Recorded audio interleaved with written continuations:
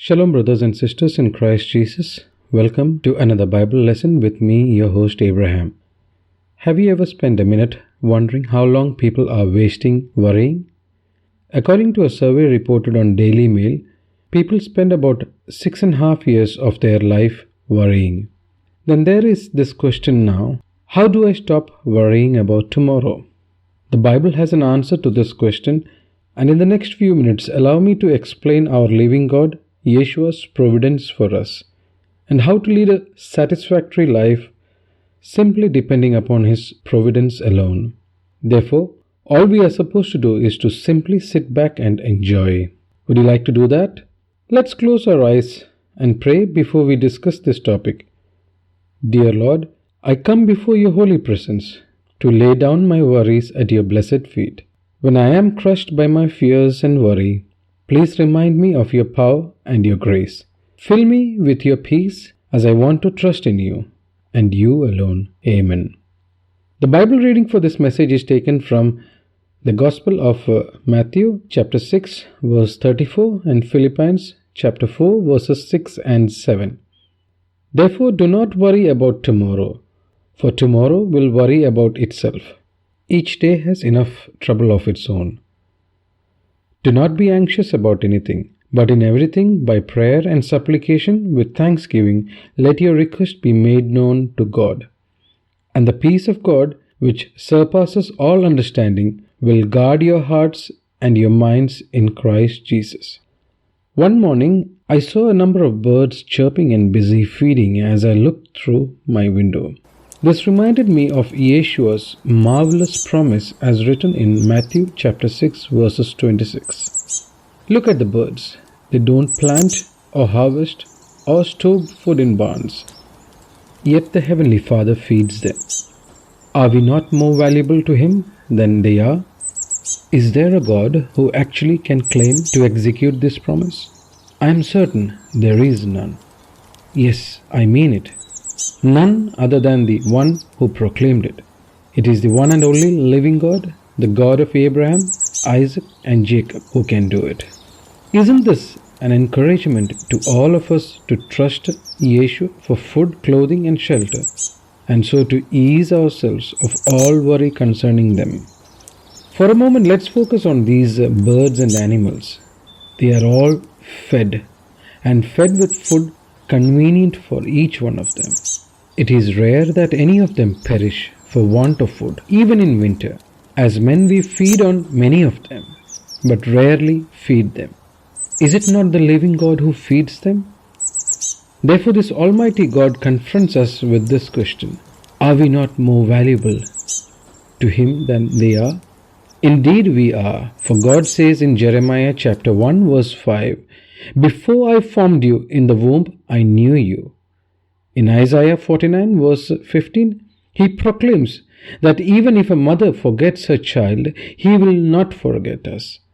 For He says in Isaiah chapter 44 verse 24, that He is the Lord who made all things, for He is El Shaddai, the all-sufficient God. He promises to cater to everyone's need, but not to our greed. Now let me give you 3 examples from the Bible to illustrate this promise in action. In our first example, let's revisit Exodus chapter 16 verses 11 to 22. Here the Israelites in their journey to the promised land between Sinai and Elim quickly forgot the mercies of God and now were complaining to Moses and Aaron that it was much better in Egypt, where they ate meat and bread freely and in comfort. The Lord heard the grumbling and offered quail in the evening and manna in the morning, but on one condition, that they are to gather only what is needed day by day. But the people disobeyed. They collected more than they needed, and by the very next morning they had worms in it, and it was pungent smelling. In our second example from the book of 1 Kings chapter 17, the prophet Elijah tells the king of Israel, Ahab, that there will be a severe drought and will only end when God decides so. Now God asks Elijah to go to a certain widow who lives in Sidon, who will feed Elijah as God had already instructed her to feed Elijah. Elijah takes this journey and tracks down this widow and asks her for a drink. When she goes to get him a drink, Elijah surprisingly demands this widow to get some bread for him as well. When the widow claims she has very little oil and flour left to make a cake enough for her son and herself, Elijah pronounces a blessing on her, saying that her oil and flour will not run out before the drought ends. She obeys and does what Elijah asks. And they never run out of oil and flour, so they have sufficient for each day. In our last example from the Gospel of St. John chapter 2, we encounter Jesus' first miracle, the marriage at Cana. Here Jesus asked to fill 6 stone water pots to the brim with water. Now, when Jesus asked the master of the ceremony to taste it, when the master of the ceremony tasted the water, it had been turned into wine. He now proclaimed, "Every man at the beginning brings out good wine, and when men have well drunk, then that which is of second quality, they bring it out. But thou hast kept the good wine until now."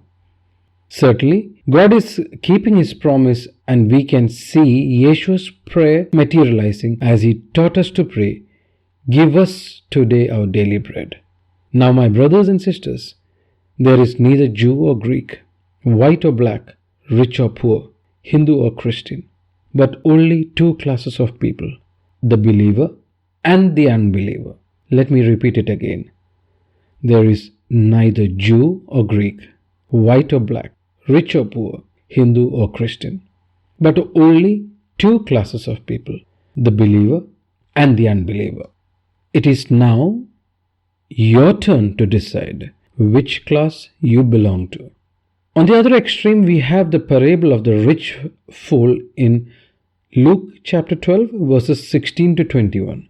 Here this rich man assumes to live a long life and therefore wants to secure his future by building a huge barn to save food for himself. As recorded in verse 19, we see an arrogant and boasting fool who declares presumptuously, "Soul, thou hast much goods laid up for many years. Take thine ease, eat, drink, and be merry." Unfortunately, this rich fool gets a rude awakening, as recorded in verse 20. "Thou fool, this night thy soul shall be required of thee. Then whose shall those things be which thou hast provided?" The rich man is thus convicted of his folly in not knowing that his life is dependent on God.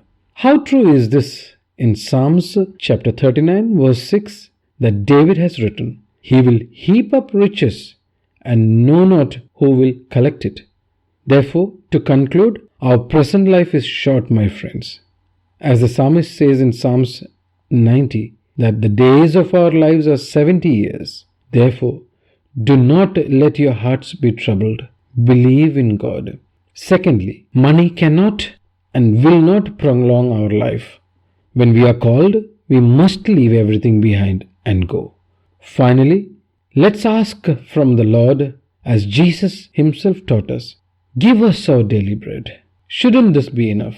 Relying on His providence alone, whether we are rich or poor. At this time, I'm reminded of the 1970s hit song, "One Day at a Time."